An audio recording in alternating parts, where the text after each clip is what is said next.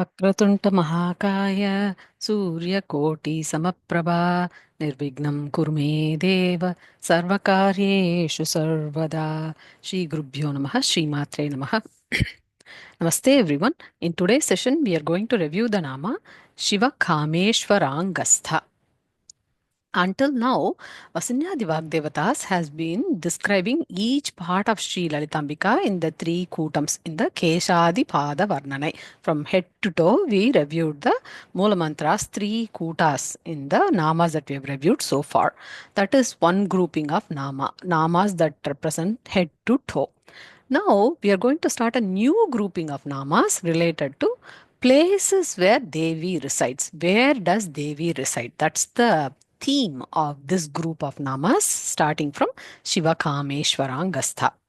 Let's look at the components of Siva Kameswarangasta. Siva, Kameswara, Angasta. There are three components. Shiva represents that which is Parama Mangalam. That which is most auspicious. That is Shiva. Kameswara is Lord Kameswara.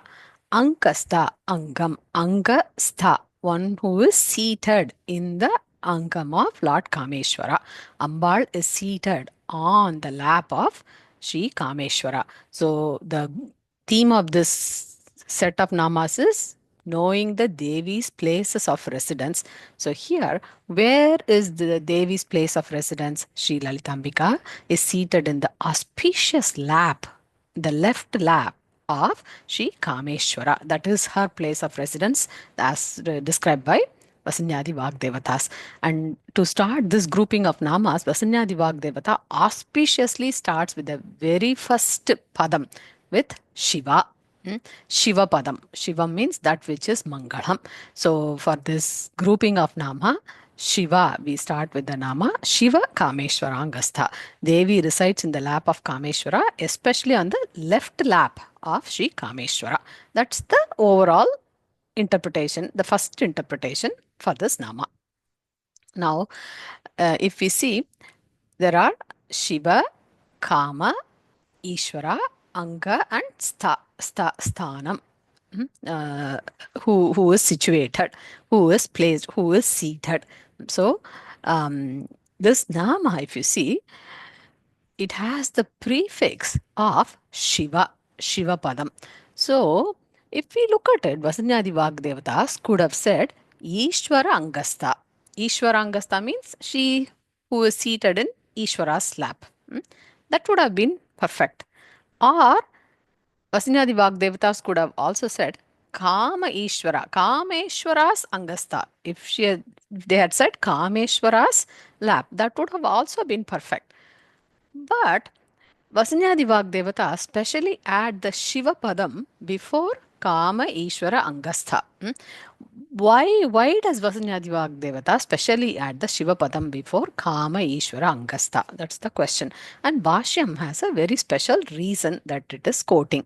So, if we had just to say Ishvara Angasta, that Ishvara Shabdam, it looks like it will represent Rudra.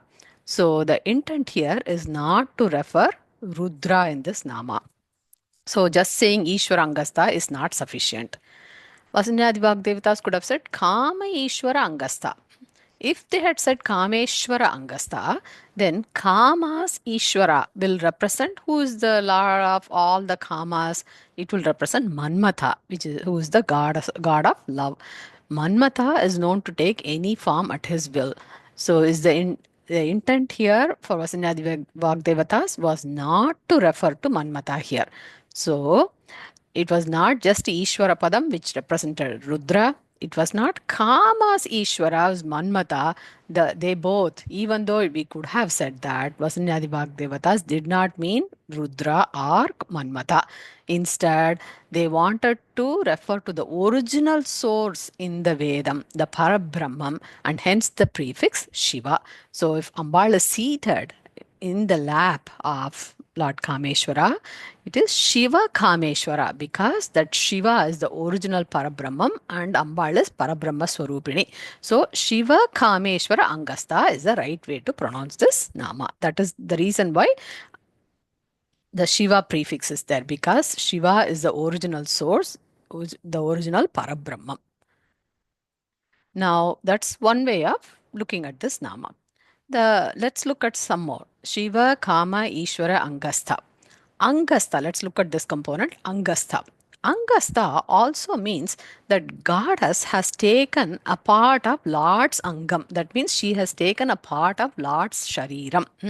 Ambal has in fact taken half of the form from Lord. So this is the second interpretation for Shiva Kameswara Angasta. Angasta means she who has taken half of the form in Lord Shariram. So the deity for this nama is Ardhanarishwarar. Ardhanarishwarar is in the temple called Tiruchengodu. Tiruchengodu temple has the Ishwarar is called, was worshipped as Ardhanarishwarar. Ardhanarishwara is the form where we can darshan Lord on one half and then goddess on the other half in the same vigraha.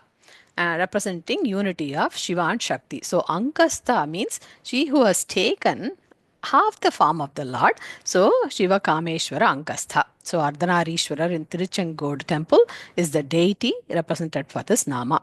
And here Ambal is worshipped as Bhagam Piriyal. Piriyal means she will not leave Shiva on any reason. She's always one with Shiva. For all the reasons, she will be always one with Shiva. So, always with his Angam. Shakti is always part of Shivam. Shivam is always part of Shakti. They are inseparable. That's the core message of Sri Lalita Sahasranamam. That's represented by the term Angastha. She's always part. She is a part of Shiva always. If you recollect the crescendo, the last three namas of Sri Lalita Sahasranama is Shri Shiva, Shiva Shakti, Aikya Rupini, Lalitambika, right? So she is Shiva Shakti Aikya Rupini. That is the form of Lalitambika that is represented by Angastha. Now let's look at the other components here. The other very special components in this one is Kama Ishvara. Shiva Kama Ishvara Angasta. Kama Ishvara is Kameshwara. So let's look at Kameshwara's, Lord Kameshwara's significance. So what happened? Ambal emerged from Chidagni Kundam. Devatas are overjoyed that Devi has taken a Stula Rupam for the welfare of the entire universe. Now they want to crown the goddess as the supreme empress of the universe. So in order to crown Ambal, she must have to be married. So at that time, Lord came beautifully dressed as Sri Kameshwara. Usually, Lord Shiva is not dressed up because he wears all, we know where he lives and he has adorned snakes all over. He has vibhuti all over him. That's his form, that's how he is. But here, Lord appears very charming. So the Kama Ishvara here, Kama refers to Kamaniyam. That means he is so charming to look at. Lord Kameshwara is equivalent to the Saundaryam of goddess Kameshwari. So Kama Ishvara here means he who is Kamaniyam, who is very pleasant and equal in Saundaryam to Kameshwari.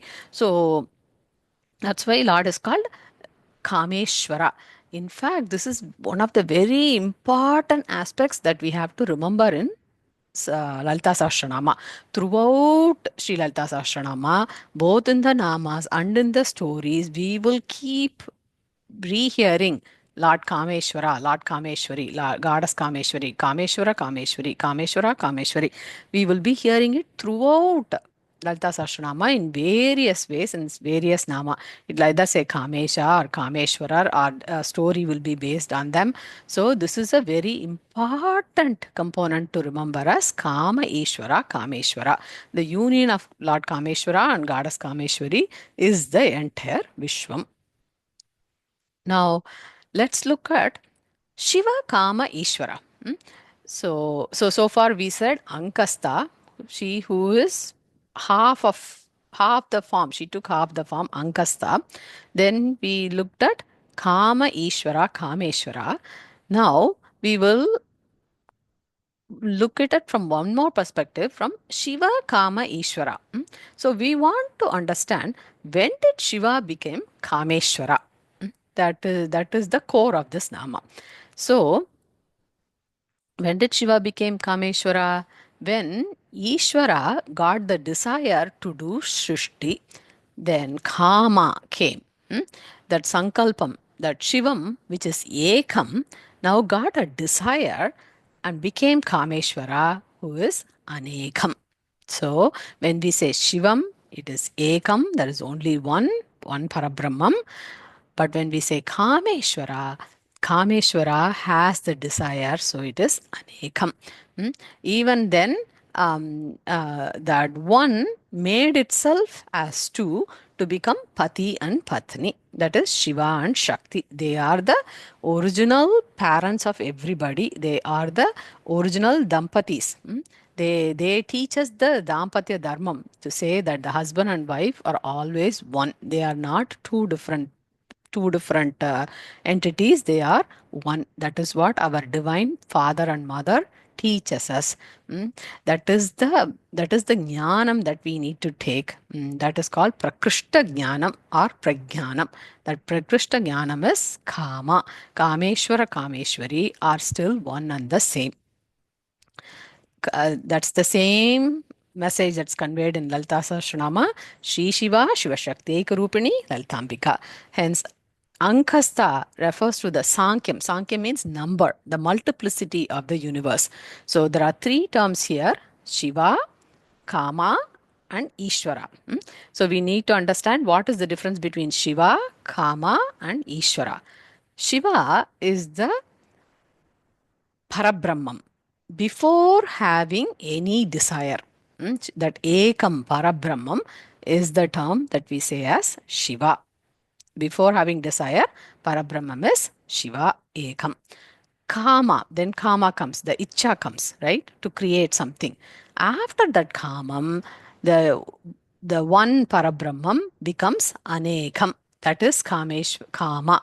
When we say Kama, the desire has come in. There is more than one. Anekam. So that is the second one, second entity here, Kama. And then there is a padam called Ishvara. What is Ishvara? So there was only one Parabrahmam. That Parabrahmam had a Icha. So it became more than one. And now, if there is more than one, then Ishvara Shabdam came. Why Ishvara? Because Anekam, if there is more than one, there should be a creation, maintenance, and Layam, Srishti, Sthiti, and Layam. All three activities have to be there. So we need somebody to administer the Srishti, Sthiti, and Layam. The one who administers these three main activities is Ishvara. So Shiva is the pure Parabrahmam. Kama is the Anekam that gets more than one. The one multiplies and becomes Anekam. Ishvara, because it has multiplied, there is a need to do creation, maintenance, and sustenance. So, Srishti, Sthiti, and Layam, the one who administers is Ishvara. That is what Vasinyadi Vak Devatas have specially power packed in this Nama with the special terms as Shiva, Kama, Ishvara. Very beautifully power packed three different components here Shiva, Kama, Ishvara. Shiva Kameshwara and then Angasta. So, Shiva Kameshwara Angasta in this Nama. Now, Ambal is that Parabrahma's Icha Shakti. Lord is the Ishvara of the desire. Lord is the Ishvara. He has the desire to create and he became hence Kameshwara. Kama's Ishvara now has desires. So it's not the Rudra that desired, it's not the Manmata that desired, it is Shiva Kameswara that desired. That's why we can see Siva Kameswarangasta. When Shiva Kameswara has the desire, goddess is the manifestation of his desire as the entire universe. So the very first place of residence of the goddess is hence in Sri Kameshwara's Angam. That means she is from him, she manifests, hence she is seated in his lap. So the Shivam, which is Ekam, has now become Kameshwara and it has become Anekam. Now, Thus, Ambal resides in the left lap of Sri Kameswara, fulfilling Lord's desire. What was as a Bindu Rupam? Bindu is that original source, Parabrahmam. Bindu Rupam now became Brahmanda Rupam. All the beings are created in all the universes. So, Shiva Kameshwara's divine left lap is hence the very first place of residence of Sri Lalitambika as his Icha Shakti to create the entire universe. That is why Ambal is also worshipped as Shiva Kameshwari. That is this Nama Siva Kameswarangasta. As next steps with Acharya's blessings, let's review the next Nama in Sri Lalita Sahasranama. Loka samasta Shukino Bhavantu. Thank you so much, everyone. Shri Matre Namaha.